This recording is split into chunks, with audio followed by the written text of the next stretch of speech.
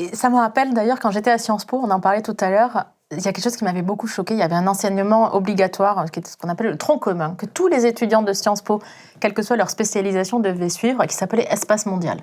Dans un monde normal, ça aurait dû s'appeler Relations internationales. Mais là, ça s'appelait Espace mondial. Et je me rappelle que l'enseignant passait son temps, pendant toute l'année, à nous expliquer que l'État-nation était mort. Il n'y avait plus d'État-nation, parce qu'aujourd'hui, il y avait des organisations non gouvernementales, transnationales, qu'il y avait des entreprises transnationales, et que finalement, l'État-nation et le concept de souveraineté nationale étaient appelés à disparaître parce qu'il allait être dilué entre finalement des organisations qui n'avaient plus de racines. Et que finalement, le nouvel espace mondial, c'est comme cette notion de gouvernance que je n'aime pas. Je n'aime pas ce mot de gouvernance. Que c'était un espace mondial avec une gouvernance mondiale et que ces entités-là étaient celles finalement qui allaient régner, voyez, sur l'espace mondial. Et moi, je crois le contraire. Je crois justement que ça, c'est une indécence et qu'on ne peut pas déposséder un peuple de son appartenance nationale, de son identité et de sa capacité souveraine à décider de son destin.